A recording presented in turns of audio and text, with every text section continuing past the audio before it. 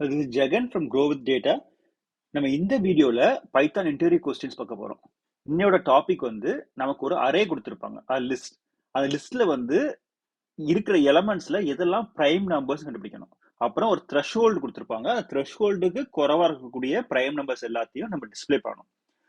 So இந்த question வந்து part of Python interview questions 51 to 100 பிளேலிஸ்ட்ல இருக்கும்.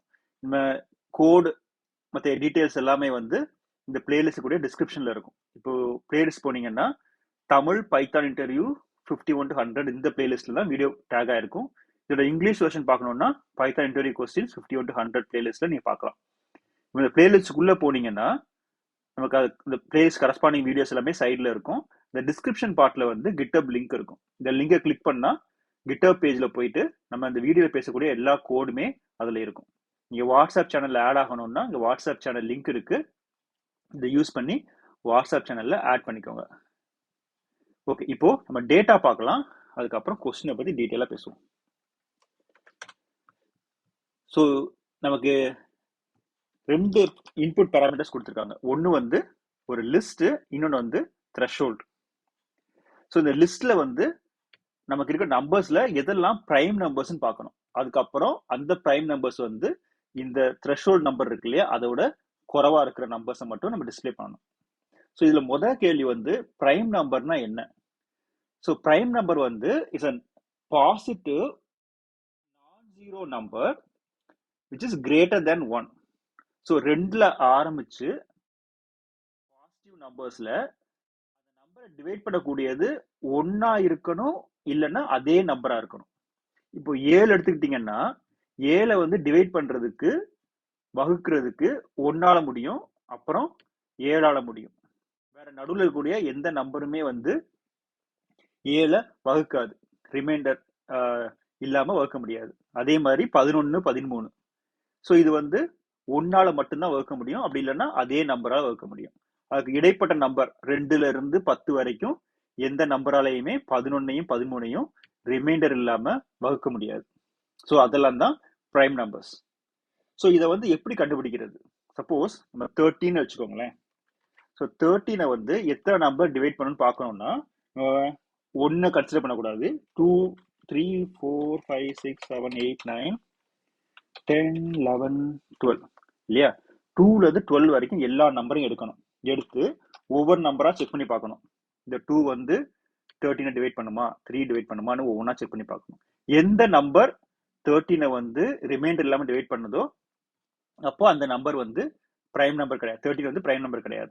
எந்த நம்பராலையுமே டிவைட் பண்ண முடியலன்னா 13 வந்து பிரைம் நம்பர். இப்போ எக்ஸாம்பிள் 10 எடுத்துக்கோங்க. 10 எடுத்தீங்கன்னா இங்க 2ல இருந்து 9 வரைக்கும் இருக்கக்கூடிய நம்பர்ஸ் எல்லாம் வந்து செக் பண்ணி பார்க்குறோம்.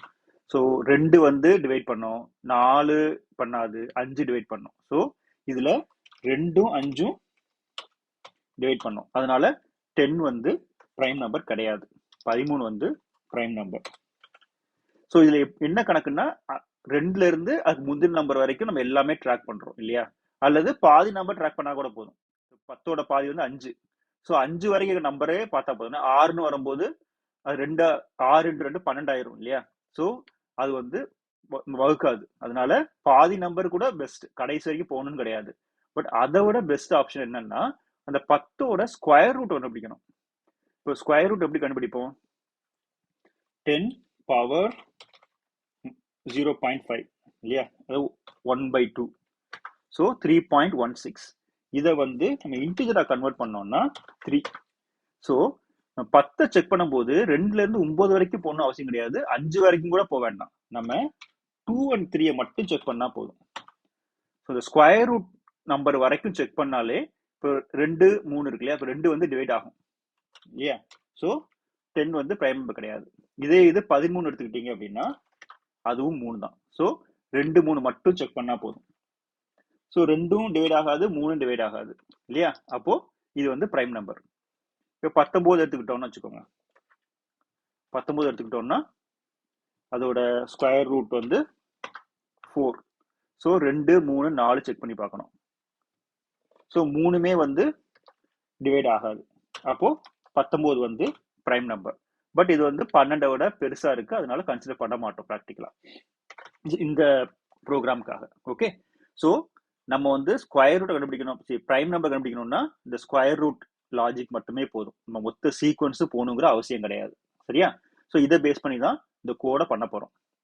ஸோ இன்புட் வேரியபிள் வந்து ஒரு லிஸ்ட், அப்புறம் ஒரு த்ரெஷ்ஹோல்டு. இப்போ இதை வந்து ஒரு ஃபங்க்ஷன் கிரியேட் பண்றோம், growwithdata input list nums இல்லையா?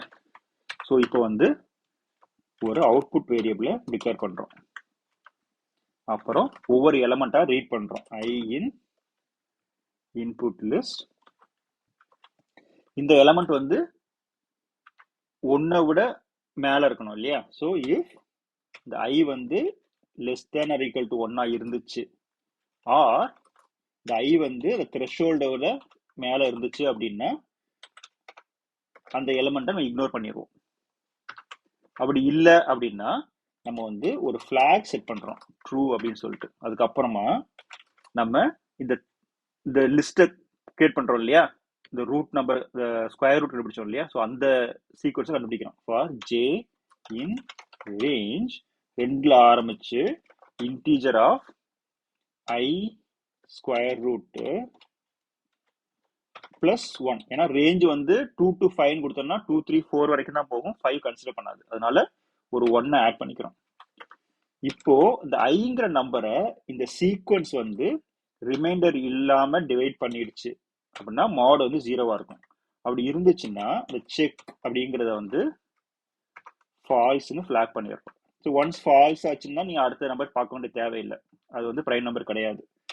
ஸோ அப்படி ஃபால்ஸ் ஆகாம ட்ரூவாவே இருந்துச்சுன்னா if check equal to true, result dot append I இல்லையா, return result. ஸோ நம்ம என்ன பண்றோம், இந்த லிஸ்ட்டை வந்து முதல்ல 2, 3, 7, 11 வந்துருச்சு. லிஸ்ட்டை வந்து முதல்ல ரீட் பண்றோம் ஒவ்வொரு எலமெண்டா. அப்புறம் இந்த எலமெண்ட் வந்து 1 விட குறைவா இருந்தாலோ அல்லது த்ரெஷ்ஹோல்ட் நம்பரோட பெருசா இருந்தாலோ அதை இக்னோர் பண்ணிடுறோம். அப்படி இல்லைன்னா இந்த ரேஞ்சை கொண்டு வரோம், இந்த ஸ்கொயர் 2ல ஆரம்பிச்சு அந்த ஸ்கொயர் ரூட் வரைக்கும். அதுல ஏதாவது ஒரு நம்பர் எலிமெண்ட் வந்து டிவைட் பண்ணிடுச்சு அப்படின்னா ஃபால்ஸ்ன்னு ஃபிளாக் பண்ணிட்டு அதை வந்து இக்னோர் பண்ணிடணும். அப்படி எதுவுமே டிவைட் ஆகலைன்னா அந்த நம்பரை மட்டும் ரிசல்ட்டோட அப்பன் பண்ணி ரிட்டர்ன் பண்ணிடுறோம். ஸோ சிம்பிளா முடிஞ்சது. ஸோ பிரைம் நம்பர்ஸ் எல்லாம் அது கொண்டு வந்துருது. இந்த கோட் பெர்ஃபெக்டா தான் இருக்கு, ஆனா இங்க பிரேக் கொடுத்துருக்கோம், அப்புறம் இங்க கண்டினியூ, இந்த கண்டிஷன்லாம் இருக்கு இல்லையா, இதை இன்னும் நம்ம சிம்பிளிஃபை பண்ணலாம். எப்படின்னா இந்த ரிப்பீட்டட் ப்ராசஸ் இருக்கு இல்லையா, செக் பண்ற ப்ராசஸ் இருக்கு இல்லையா, அதை வந்து ஒரு ஃபங்க்ஷனா டிக்ளேர் பண்றோம். ஃபங்க்ஷனுக்குள்ள ஒரு ஃபங்க்ஷன் இஸ் பிரைம். ஸோ இதுல வந்து நம்ம என்ன பண்றோம்னா இந்த இஃப் கண்டிஷனை முதல்ல செக் பண்றோம் இல்லையா, அந்த ப்ராசஸை வந்து உள்ள எடுத்துட்டு போறோம். அப்படின்னா ரிட்டர்ன் ஃபால்ஸ். ஸோ ஒரு தடவை அந்த நம்பரை அனுப்புறோம், ஒவ்வொரு நம்பரா அனுப்புறோம், அது சரியா தப்பான்னு பாக்குறோம். லெஸ் தேன் 1 இருந்துச்சோ அல்லது த்ரெஷ்ஹோல்ட் மேல இருந்துச்சுன்னா ஃபால்ஸ் ரிட்டர்ன் பண்ணிடுறோம். அப்படி இல்லை அப்படின்னா இந்த ஃபார் லூப்பை அப்படியே அதுக்குள்ள கொண்டு போயிடுறோம். ஃபார் எடுத்துட்டு போயிட்டு அடுத்த கண்டிஷன் செக் பண்றோம், இஃப் அந்த நம்பர் வந்து டிவைட் ஆகுதான்னு செக் பண்றோம். டிவைட் ஆச்சுனாலே, ஒரு தடவை ஆச்சுனாலே போதும், இந்த ஃபிளாக் செட் பண்றதுல ரிட்டர்ன் ஃபால்ஸே கொடுத்துடலாம். அப்படி இல்லை எல்லாமே பெர்ஃபெக்டா இருக்குன்னா கடைசியில ரிட்டர்ன் ட்ரூன்னு கொடுத்துடுறோம். ஸோ என்ன ஆகுது, அந்த ஃபார் லூப்ல இருந்த எல்லா கண்டிஷனையும் தூக்கி விடுறோம். தூக்கி விட்டுட்டு இந்த ஃபிளாக் செக் பண்றதுக்கு பதிலாக இஸ் பிரைம் ஆஃப் ஐ, இந்த ஃபங்க்ஷனை அப்படியே நம்ம கால் பண்றோம். கால் பண்ணோம்னா அதே ரிசல்ட் வருது. இப்போ கோடு பாத்தீங்கன்னா சிம்பிளா இருக்கு இல்லையா, ஒரு ஃபார் லூப்ல ரீட் பண்றோம், அந்த ஃபங்க்ஷனை கால் பண்றோம், அந்த ஃபங்க்ஷன் ட்ரூவோ ஃபால்ஸோ ரிட்டர்ன் பண்ணுது, அதை பேஸ் பண்ணி நம்ம அப்பன் பண்றோம். நம்ம மற்ற கண்டிஷன்ஸ்லாம் செக் பண்ணோம் அப்படின்னா இதை செக் பண்றோம், பெர்ஃபெக்ட். இப்போ இதையே சிம்பிளிஃபை பண்ணலாம். லிஸ்ட் காம்ப்ரிஹென்ஷன் சொன்னோம் இல்லையா, ஸோ அந்த ப்ராசஸ்ல நம்பர் ஆஃப் லைன்ஸ் ரெடியூஸ் பண்ணி பார்க்கலாம். எப்படின்னா இந்த ஃபார் லூப்பை அப்படியே ரிசல்ட்டுக்குள்ள கொண்டு போறோம், அப்புறம் இந்த இஃப் கண்டிஷனை ஒரு ஃபில்டர் கண்டிஷனுக்கு எடுத்துட்டு போறோம்.